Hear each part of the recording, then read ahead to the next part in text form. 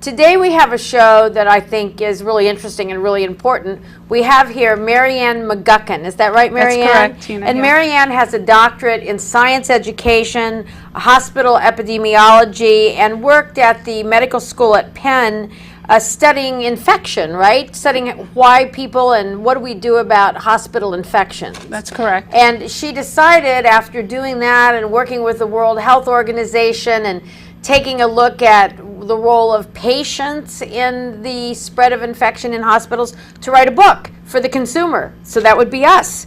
And the book is called The Patient Survival Guide, and it's published by, who's it published by? It's published by Demos. Demos Health.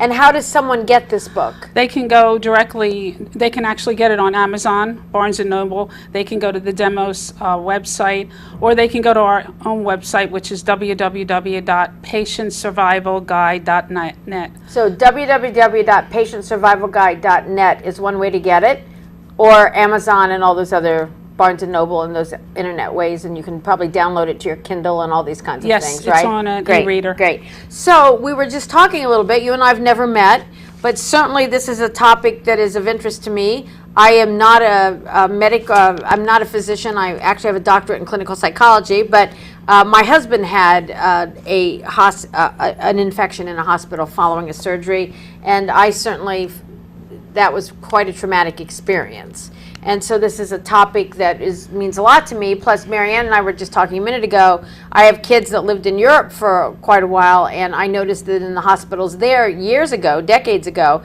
that there was much more attention to hand washing and cleaning and all this stuff than I was aware of in the States, but we'll talk about that. So tell me about this. We hear of all these infections that people can get in hospitals. I know they study them all the time. You study them all the time. What's the bottom line? Well, the bottom line is, we always say that one of the key things that consumers need to emphasize when they use a healthcare system, whether it's a doctor's office, a hospital setting, is the single most important thing that we all can do is make sure that your healthcare worker washes their hands. And unfortunately, right now in the United States, we know that hand hygiene between patients occurs less than 50% of the time. Now, what do you mean between patients? Are you talking medical provider to patient or patient to patient? No, medical provider to patient. To patient, okay. So, for instance, you're in the hospital, I'm in the next room, there's a 50% chance that the healthcare worker that comes into you is not going to wash or sanitize their hands before they come to me. Now, when I was my husband was, we like to joke, although it's not really funny, that my husband has been hospitalized on various continents. So I've learned that hospitals are very different depending upon the country that you're in.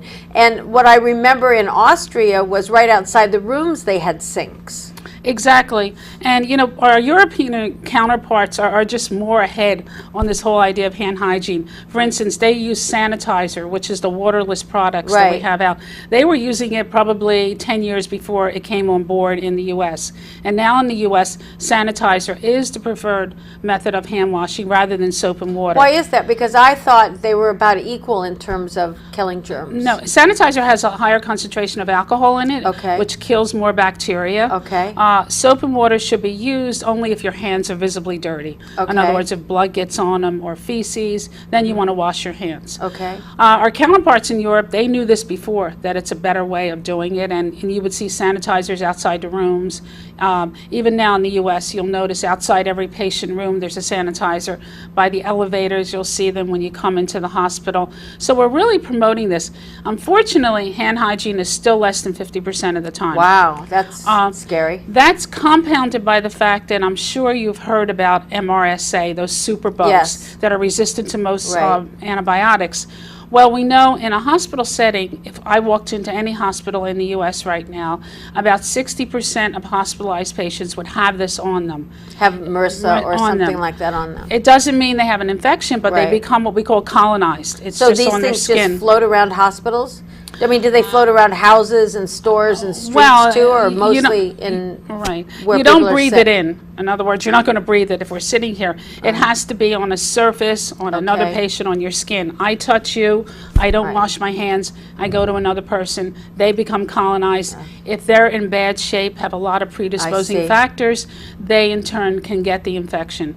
So we have 60% of people have this on their skin. We have hand hygiene occurring less than 50% of the time. We have a lot of sick people in hospitals because that's why they're there. Right. So it's a monumental problem. We actually call healthcare associated infection the silent global epidemic. You know, we're at the point right now that, you know, we need to take steps. And I believe, and that's the reason for writing the patient survival guide, is that we need to involve the consumers.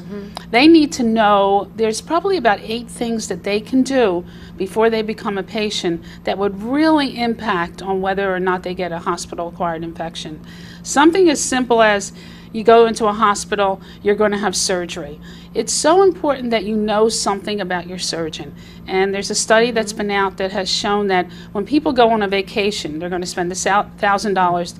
They actually research this about 8 hours. If they're going to lease a car, they research it about 6 hours. When they're choosing a surgeon, less than an hour.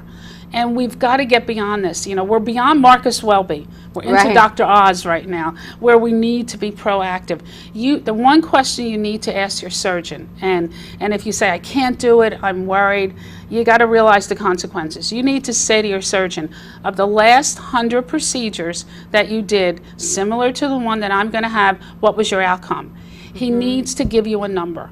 He needs to say, of the last 100 hips or knees that I did, my infection rate was less than 1%.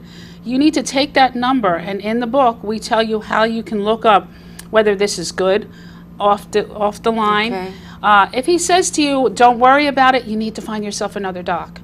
If he says, oh, infections are no problem, you need to find yourself another doc.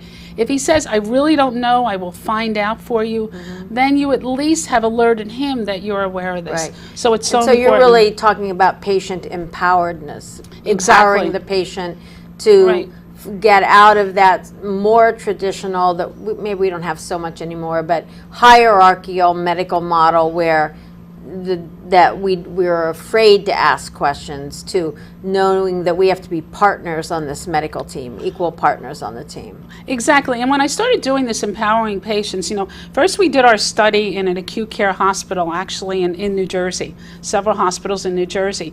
And we found that people, more or less, when they understood what we were doing, about 80% of people were willing to be empowered. I then took the study and did a year over in Oxford in England because I wanted to see, in a healthcare system where you're waiting months to get a procedure, would you be empowered? And we found out that they were more willing. Interesting. They were What really, do you think that's about? I think one of the things in a lot of European hospitals, they just still have the open bay where there's like 3 in a room or 6 in a room. And what happened is when a healthcare worker goes in and you say to them, did you wash your hands? The other people hear it and they say, well, I'm going to ask too. Now, does having fewer patients in a room cut down on infection? I mean, is that a pitch for private rooms? Well, I mean, the reality of it, you know, more hospitals are going to private room, I think, for many reasons. But the important thing to remember is the hand washing. Whether you're in a room with 2 people or 1, you know, if that healthcare worker was in another room and came into your room and doesn't wash their hands, you're exposed to that. Sure. We then found that, okay, well, it works in another healthcare system. We then wanted to try rehab and long-term care. Because if you're in a setting where your activities of daily living, getting dressed, eating, are dependent on the healthcare worker, are you going to be willing to ask this? And we found that they were even willing to ask to be part of it. That's great. So we then took it to an intensive care unit because obviously you people may not in be able intensive to care, ask. you can and what we did was a novel thing. We put a little speaker in the intensive care unit, and we had the medical director and the director of nursing tape questions like, don't forget to wash your hands, and it played constantly during the day, reminding the healthcare workers. And the interesting thing was the healthcare workers knew where the button was, so they could turn it off at any time. But the key thing was their boss, the medical director, taped the messages. So they didn't turn it off. The patients began to hear it. The family began to hear it, and we increased amazingly in this hospital in the suburbs of Philadelphia, hand washing over 100%. That's amazing. So why do we not have those, or do we have that kind of a setup in ICU units around the country? The problem is right now is, a lot of hospitals don't do that. Okay. But right now in hospitals, we're really making an effort to increase hand hygiene. But the bottom line is, healthcare workers say, I forget. That's the key Because they're thing. so, They're well, first so of all, they're overworked. overworked, exactly. So we have found that if we can empower healthcare workers to go into you when you're a patient and say, we're overworked, we often forget. Don't forget to remind me to wash our great. hands. That's the great. key thing. That's Empower the great. healthcare workers. They will in turn do it. And so have you been involved in hospital settings where you develop a protocol where you train healthcare workers to empower the patients to help them remember to do this? I mean, are there training programs? Exactly. We have probably several hundred hospitals across the United States that actually send us on a monthly basis data about how much product they use in relation to hand hygiene. And in turn, they learn about our program of empowering. We used to call it Partners in Your Care, where we give patients, a simple reminder when they become hospitalized. They might get a little brochure, or what we used was a little fuzzy weeble that says, "Did you wash your hands?" You can wear that on your gown, put it someplace that visibly you can see.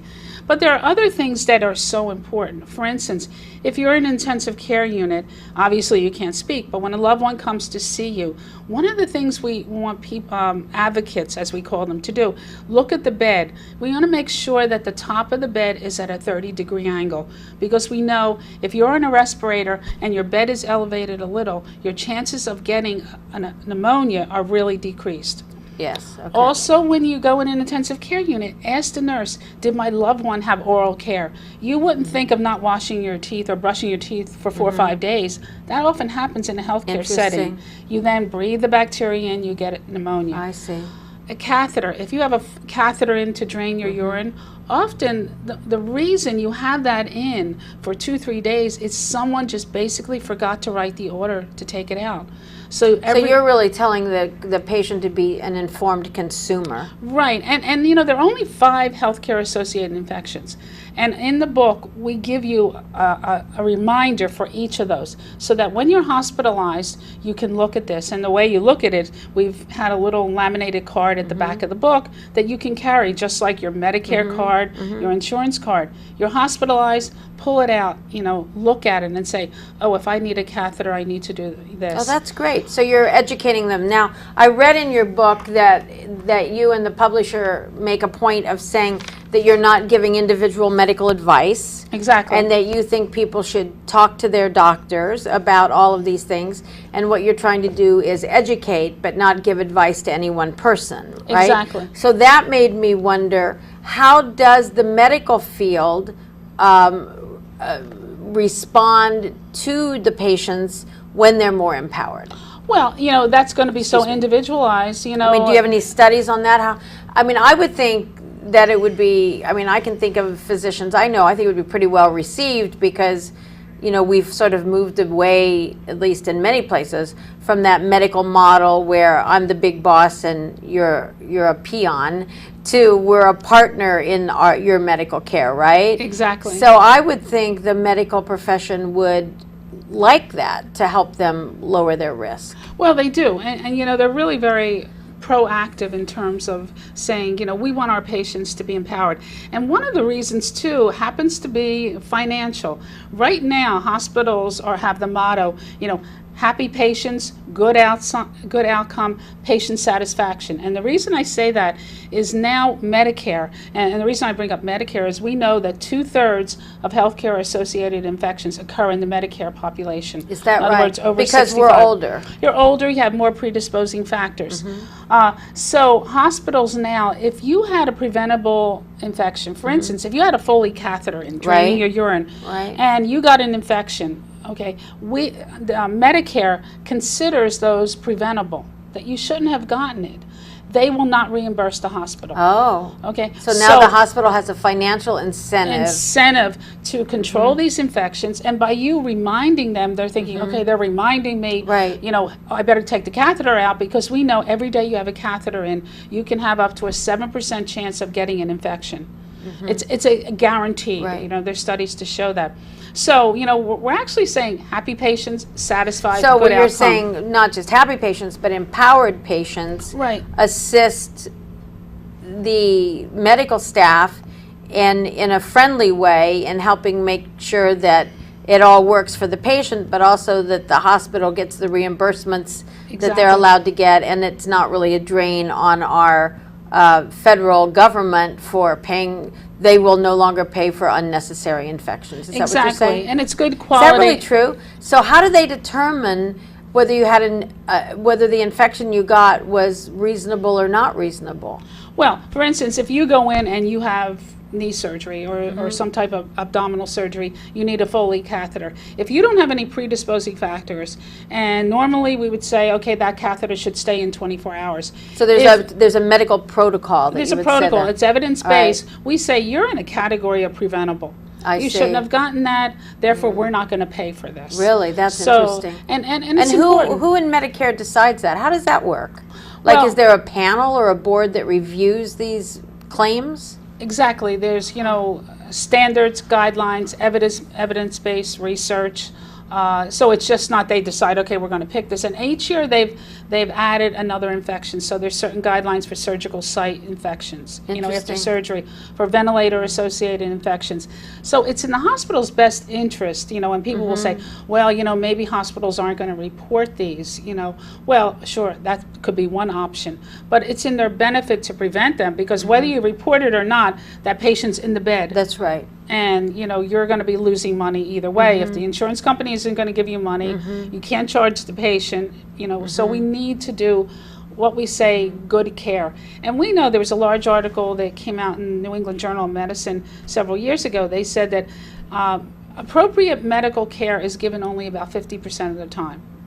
So even though we have guidelines and people know it, only about 50% of the times do you get the And I appropriate. suppose a lot of that has to do with where you live and the Yeah. care you can afford. Do you think, is that a variable? Well, I think it has more to do with how willing docs are accepting the new guidelines and I see. practicing, And it doesn't matter whether you're in a large hospital, a small hospital. And I think that's the one big thing between the U.S. and over in Europe. In Europe, for instance, surgical site infections, we've now developed what we call checklist, so that when you're in the operating room, and actually it's a doc who wrote our foreword for the book, Peter Pronovost, who developed the concept of checklist for surgery. So when a patient goes in the operating room, there's a checklist on the wall of basic things that you would think, Well, like, I do we have the right yeah. blood? If Right. this goes bad, Right. do we have another plan? And we have all Right. of this. Now they've embraced this over in Europe, and ministries of health said everyone must use it. But now they're starting in the United States. There are some hospitals that Right. have that. My husband was a captain with American Airlines. Okay. And prior to that, a Marine Corps fighter pilot. Well, they have, nobody has Right. checklists like pilots, okay? I think he still has a checklist in his head of everything he does all day. We were just talking about that this morning, and it's a good thing. And so I just heard this thing on NPR, I think it was, how hospitals are now starting to do what the airline industry has always done, and that is don't leave anything to chance, but to get the list up there so that people check to make sure they're following procedures. Exactly, and actually it was modeled after that. Now the big difference is in the U.S., and that's what the problem is. In Europe, ministries of health said, okay, for instance, Ireland or England, we like this, everyone's doing it. In the U.S., okay, we have checklists. If I went into 10 hospitals, maybe 5 would use it, 5 wouldn't. We need to begin to standardize what we're doing. If we know that And something how works, does that let's do happen it. in the United States? Like, does that NIMH, I mean, do we have a governing body to standardize things like that? We have Joint Commission, but Joint Commission recommends. Joint Commission on Hospitals? Yeah, that The accredits ones that go in hospital. and accredit the hospitals? But they recommend, okay? Oh, they're Center for recommendations. Disease Control, we have guidelines, okay? You'll So we notice don't there's- mandate. We don't mandate that every hospital has to have a checklist. So it can be to the individual hospital. I see. You can go in. It could be to the individual surgeon in that hospital. I see. So in light of that, and that's why I had Dr. Pronovost from Hopkins write the foreword, is that in our book we have a checklist for patients. So for every type of infection, I developed a little checklist that you yourself need to know, and you need to make sure that these are being done, so you cannot get a hospital-acquired I can only infection. imagine where, remember, this is educational. This isn't telling any of us that what to do. We need to talk with our medical people. But I'm laughing because when I had surgery a few years ago, apparently, as I was somewhat under but still able to talk, I have no memory, of course, my daughter was standing there and tells me that I was checking the credentials of every medical person that came near me. So clearly my anxiety was coming out in that setting. Now I can start asking him all these other questions. I'm sure that will... Because the consequences, if someone gets an MRSA infection, you're talking about not only a high mortality, dying from this, but also the fact that this could add 6 weeks to your care. We know when you get a healthcare acquired infection, it adds another 17 days to your care. And we spend, when we think about the budget and healthcare, I'm not getting into politics, but it costs $35 billion a year for these infections. We know simple practices like hand hygiene, we can reduce about a third of these. There's a big cost savings right there. So do you travel around the world and visit hospitals in other countries? Is that something that you do? It's something that I've done because of the program. So I've been, abroad several times, but also a lot of hospitals in the U.S. And you travel around, and do you have a company that makes recommendations, or I'm not sure. I only know about your book. When I was at the University of Pennsylvania for 35 years, left there in 2008, and I have my own company now, which is McGukin Methods International. And we provide educational services for patients, for healthcare workers. We provide data so that hospitals can monitor their hand hygiene. We find that it's interesting. Hospitals will send us data the first month they're in our program. When I say data, they'll tell us how much soap and sanitizer they're using. And before that, we'll say to them, how often do you think your healthcare workers wash your hands? We're very good here. We'd say about 90% of the time. And I can guarantee you on their first report, it's usually under 20%.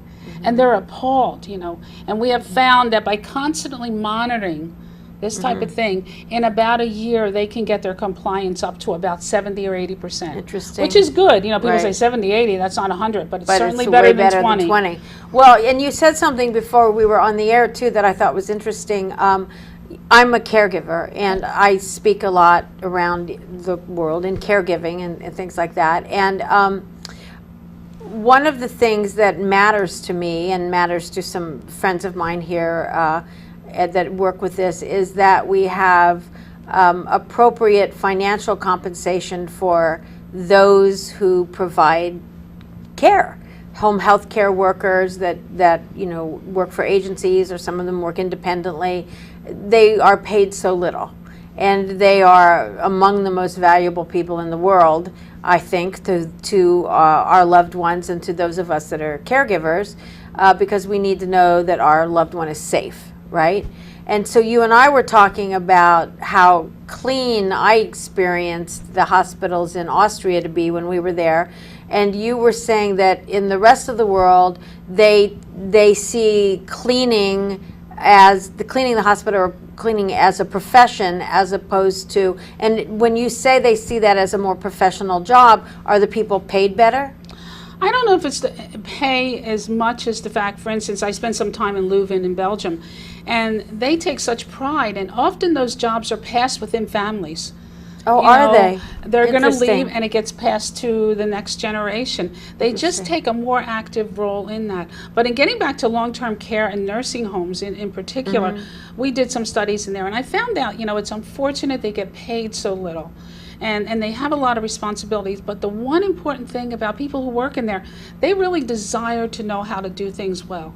You can educate them. Right. The problem is they can't often live on the salary. That's right. Because we did a year's study in several long-term care. I know. By the time we got finished with the year, we had to start over again because they had such a large loss of healthcare workers. No, I totally understand that. And so much in life is about relationships. Exactly. And I can remember when my husband was in a rehab hospital for quite a long time, and I couldn't figure out, he was pretty upset and angry because, he had all these medical problems, and, his life had changed forever. And it wasn't his best time. And he wouldn't eat. And I would take him all what I thought was great food, mostly that I purchased, not made, because it would be better if I did it that way. And he wouldn't eat it. And I couldn't figure out, he's not losing weight. What's going on here? And I discovered my husband used to fly to the Caribbean a lot. That was a normal route that he would fly with his airline. that there was a Caribbean woman who worked in the hospital in some kind of housekeeping job, and they had formed a relationship, and she was making him food and bringing it in, and he was Which eating is that. great, you Isn't know, that great? And I it's look terrific. back at that woman with such gratitude because she reached out as a human being and formed Exactly. this connection with him that I actually think was a big part in saving his life.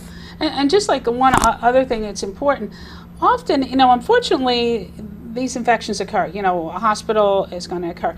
But on the other side of the coin, the ones that are preventable, sometimes, and I cringe to say this, but sometimes, people need compensation, if they get one of these infections. And if you don't have any financial support and medical assistance, and it's preventable, sometimes, hospitals are very amenable to what we call mediation, I see. arbitration. And we have a wonderful chapter in the last book in there and entitled Calling in the Law. Not that we're promoting this, but promoting alternatives. And I can tell you the author of the last chapter is my daughter, who's a healthcare attorney. And she really just gave the facts that no one's really happy when they sue. Okay, so the better way is arbitration, mediation, and we see that actually in Pennsylvania there are a couple hospitals that have modeled this.